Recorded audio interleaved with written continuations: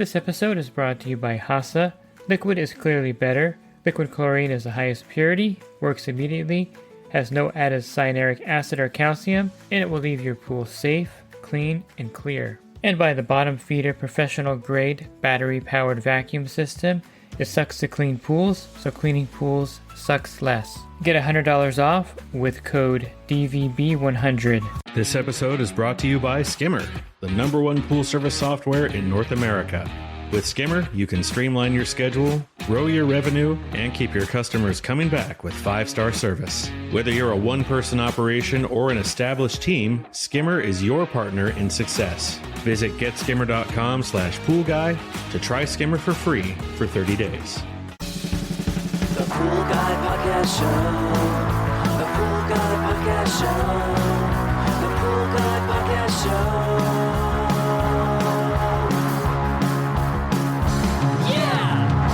Hi, welcome to the Pool Guy Podcast Show. In this episode, I'm going to talk to you about some protocol when you find a dead animal in a pool, and this will come directly from the CDC and the CPO course you may be taking, and I'll go over some things to take note of when you find something dead in a pool out on your pool route. Are you a pool service pro looking to take your business to the next level? Join the Pool Guy Coaching Program. Get expert advice, business tips, exclusive content, and get direct support from me. I'm a 35-year veteran in the industry.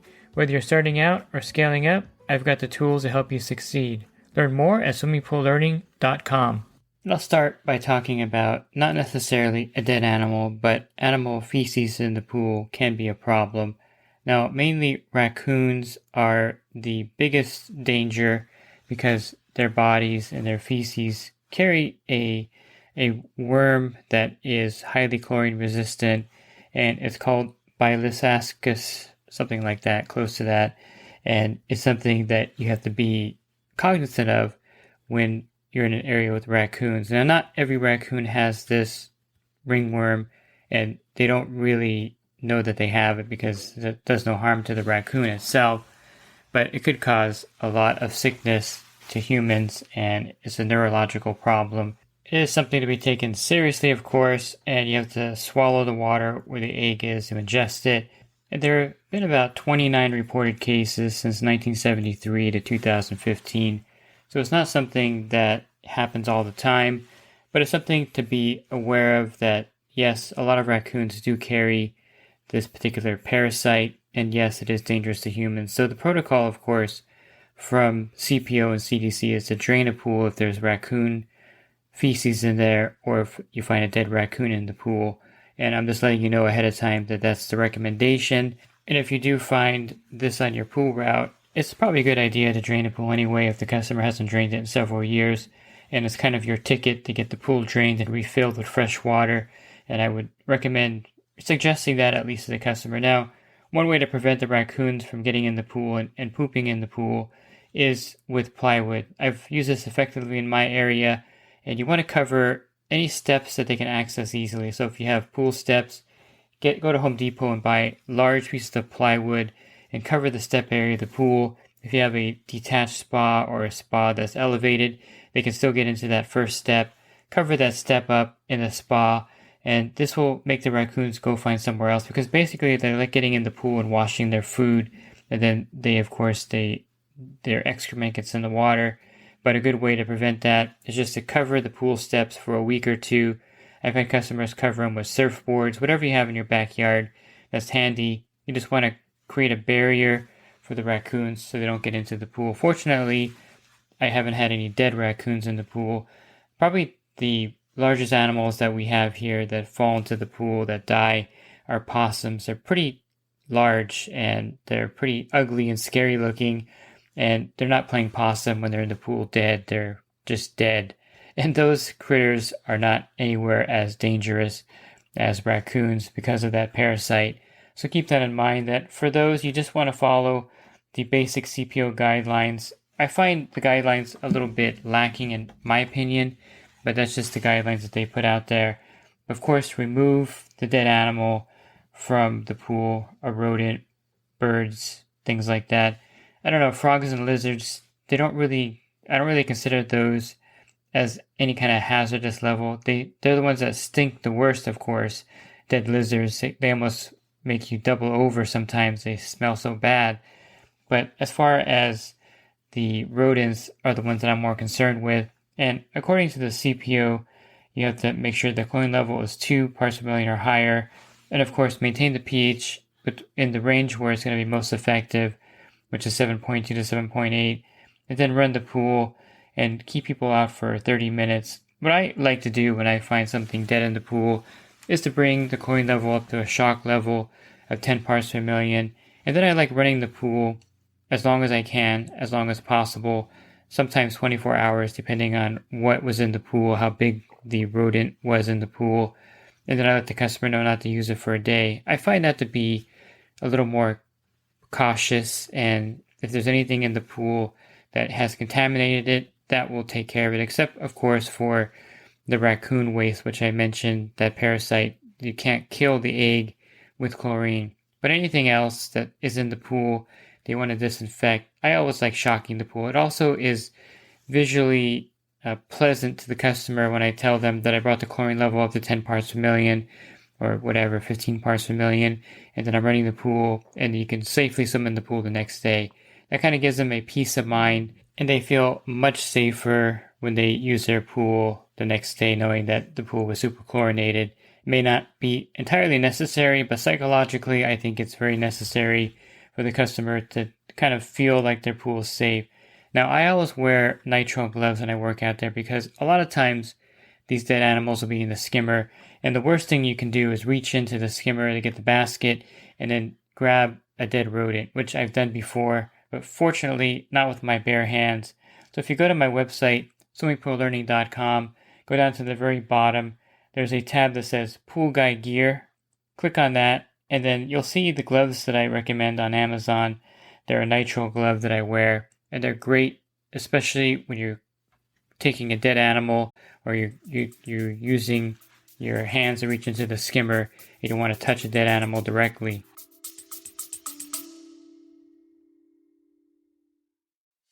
And the Pool Guy Podcast Show has teamed up with UPA to bring you affordable, reliable liability insurance starting at just $64 a month. Get up to $2 million in coverage, and the members of my coaching group get an even lower rate. Protect your business and your peace of mind. Sign up with UPA today by clicking the link in the podcast description.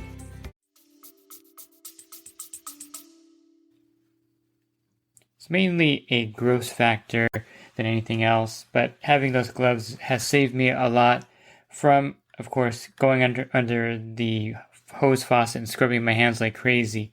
Now, unfortunately, a lot of times these rodents, gophers especially, get sucked up in the cleaners. And I've had my share of automatic cleaners, Hayward navigators, where it's not running. So it's almost like I need horror music here. Let me see if I can get a horror track.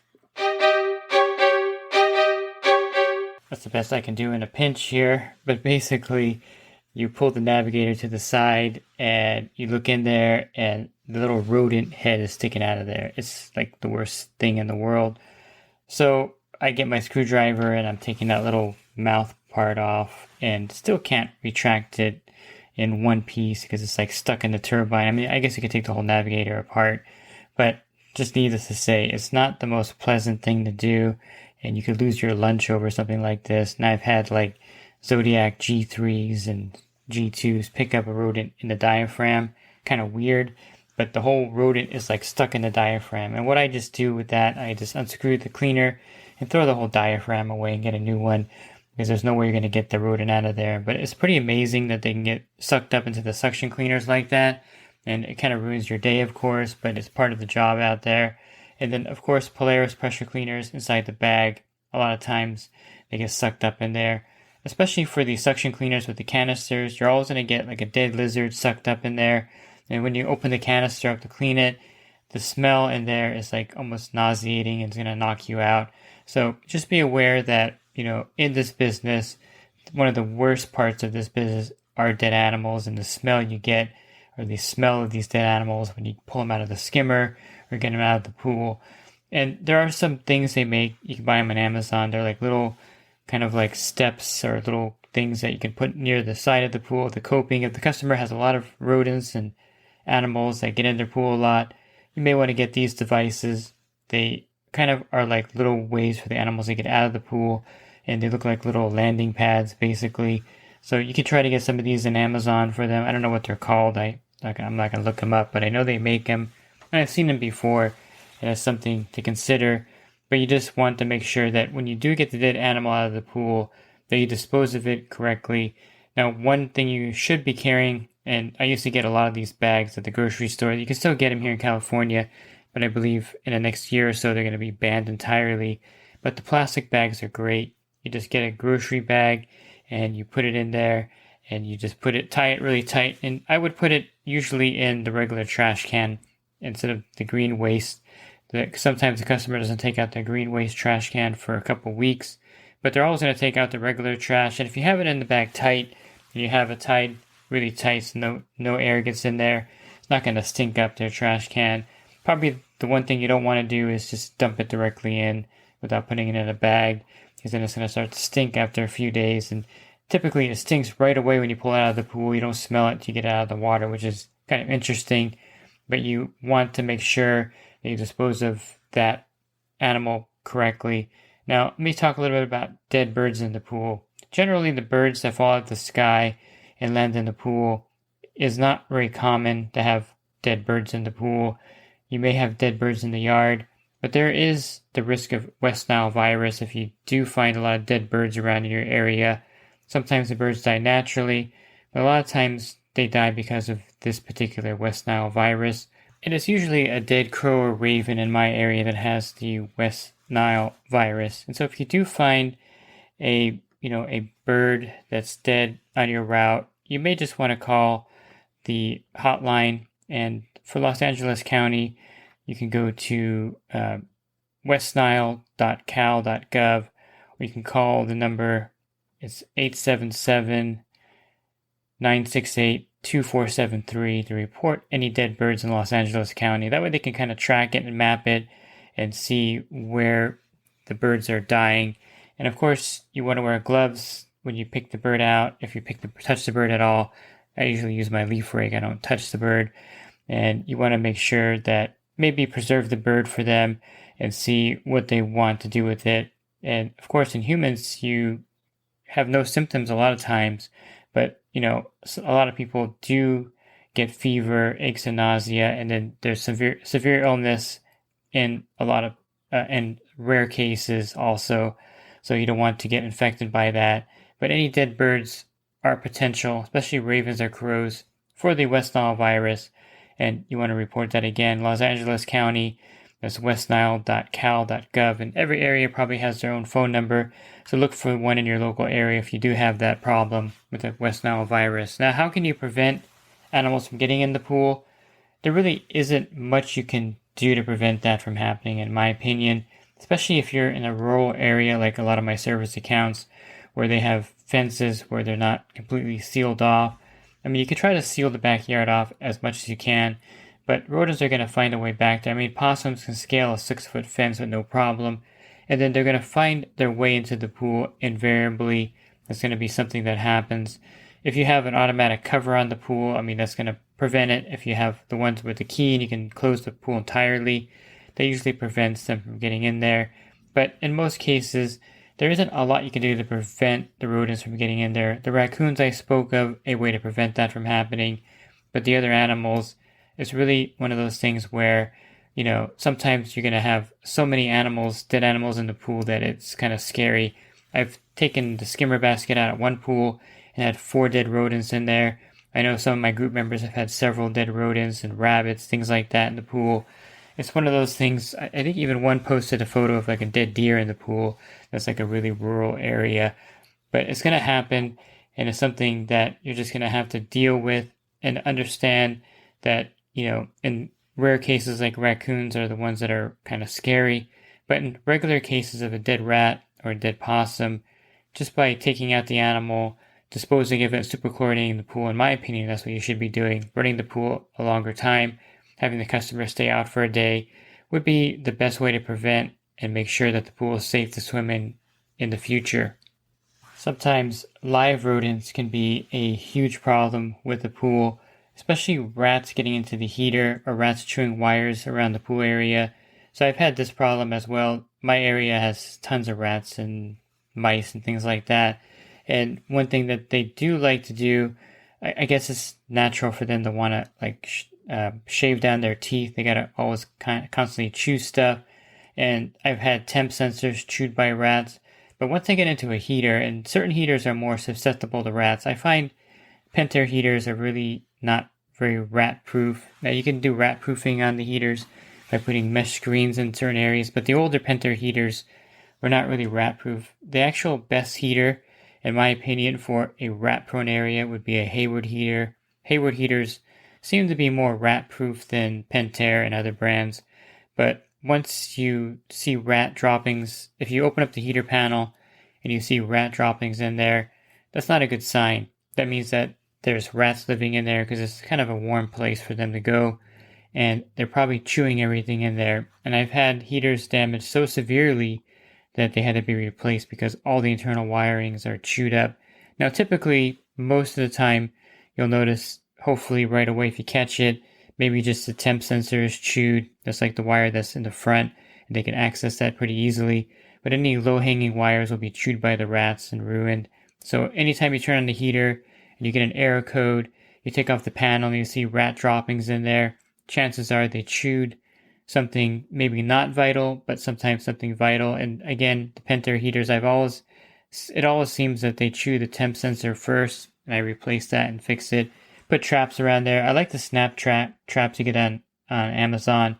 They're black and they're fairly large, and you can put peanut butter in the center. You can open those up, and I've caught many rats in my equipment area with these. Just put them around the heater, and invariably within a couple of days you're going to have a dead rat in there, a mouse in there. They're highly effective. They're actually called the Tomcat rat snap traps. They're not super humane. I mean, you're going to kill the rodent with these things. And it's one of those things where you just take the whole thing and, you put it in the trash if you want to, or you could just dump the rodent into a bag and put it in there. But they're highly effective in keeping the heaters from being compromised or any other equipment around the pool area. Anytime I see rat droppings at the equipment area of a customer, I always text them these traps to get them the Tomcat rat snap trap. They usually buy a few of them and put them around there. Now be careful yourself around them because you don't want your hands getting stuck in there. So I always make sure that if it is by an equipment area, it's gated or blocked off, or you have it somewhere where you're not going to have another pet get in there. So in that case, open up the heater panel and put the rat trap in there, and you'll catch the rat directly in the heater. But try to put them in areas where a regular animal is not going to get in there and get trapped, of course. Use your judgment. I find them to be highly effective again. It's really sensitive to the touch. Once they touch it with their head, they get the peanut butter, it just snaps shut on them.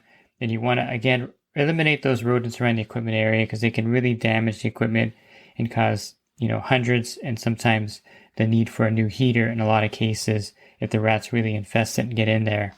And if you're looking for other podcasts that I've recorded, you can find those by subscribing to my YouTube channel Monday through Friday. On my website, you can also find a podcast icon at the top, swimmingpoollearning.com. Click on that. There'll be 1,700 podcasts for you to listen to at your leisure. If you're interested in the coaching program that I offer, you can learn more at poolguycoaching.com. Thanks for listening to this podcast. Have a great week, and God bless. This episode is brought to you by HASA, providing products that deliver clean, healthy water for every aspect of everyday life. The bottom feeder battery-powered vacuum system, portable, powerful, and only weighs 12 pounds. And Skimmer. Get Skimmer, America's #1 pool service software.